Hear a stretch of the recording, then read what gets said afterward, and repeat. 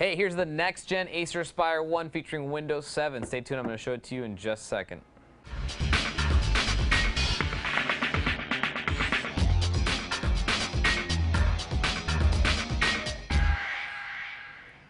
All right, so the Acer Aspire 1 was the most popular netbook ever, pretty much. When it came out, it was outselling iPhones, which was extremely hard to believe, and it was very popular for a reason. It was affordable, it was the right price, it was one of the first ones to market, and they've continued that success with the new model. This is the latest and greatest. It is basically the same thing. It's not like getting a new car model, it's like getting the latest version, the next generation of that car model. So it's still basically in the same package, but it does have some new features. It does look a little bit more, I'd say, handsome, and it does have some things that you're definitely going to like a little bit better, like a multi-touch trackpad, which to me is one of the coolest things. And it's actually not even multi-touch, it's multi-gesture as well. You can do two-finger scrolling. You can scroll on the side, you can pinch to zoom and to zoom out, so that's pretty interesting. It's got some pretty nice features, and everything else is still about the same, though. It does have the latest and greatest operating system, which is Windows 7 Starter Edition, which is a nice jump because you are going to get some new features that are in Windows 7, but you're not going to lose the performance that you would have lost if you had gone to Vista versus XP.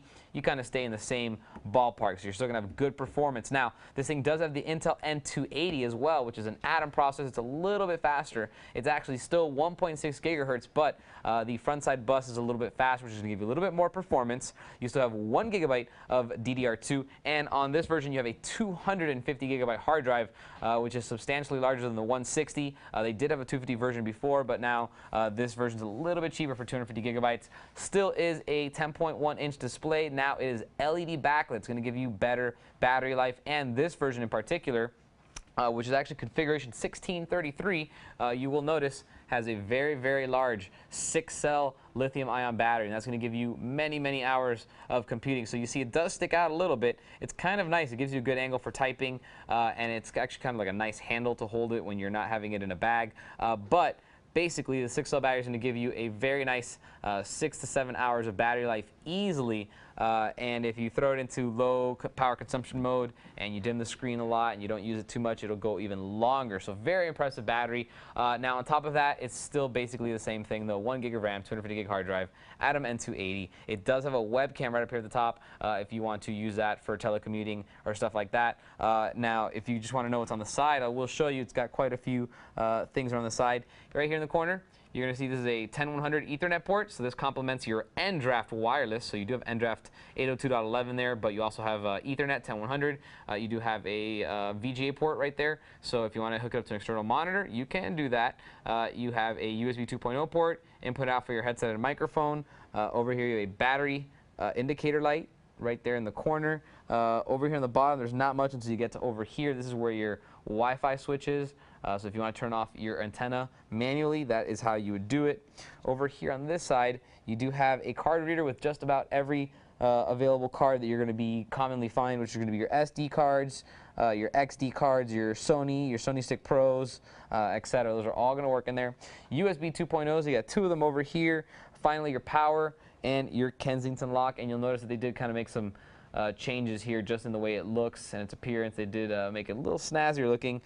Still has the glossy black back, and it is available in several colors, including black, blue, and red. So very, very nice. Now, keyboard is about the same. You will notice it didn't really change too much. It's the same style keyboard, so if you could type good on your old Acer Aspire 1, you'll be fine on this one. Also, good to note on this thing is if you are into connectivity, this does have Bluetooth 2.1 with EDR, which is nice. If you're going to hook it up to your phone, you can transfer music back and forth. You can transfer different things here and there. So very, very nice to have the Bluetooth on there. A lot of netbooks now don't actually have Bluetooth, which is weird because it doesn't really cost a lot of money, but they decide not to use it. Acer went all out and gave you Bluetooth and gave you the highest spec Bluetooth, which is the 2.1 with the enhanced data rates. So it's the fastest and it's the best.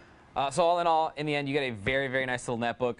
They kind of took it up to the next level. It's changed the aesthetics a little bit, looks a little different. It's got the slightly faster Atom N280, big 250 gig hard drive, N-Draft wireless, got Bluetooth 2.1 with the EDR, nice webcam, nice looks, nice battery. Actually, great battery. Let me take that back. It's a little bit bigger on the battery, but the main size of it is still about the same. So really, really nice way to go into the next gen of kind of the same model. Really good stuff from Acer. It's the Acer Aspire 1, and just so you know, this is configuration 1633. If you have any questions on it, feel free to email me, and I will see you guys next time. For more information on the Acer Aspire D250 Netbook, go to com.puter.tv and type in Acer D250. For Computer TV, I'm Albert.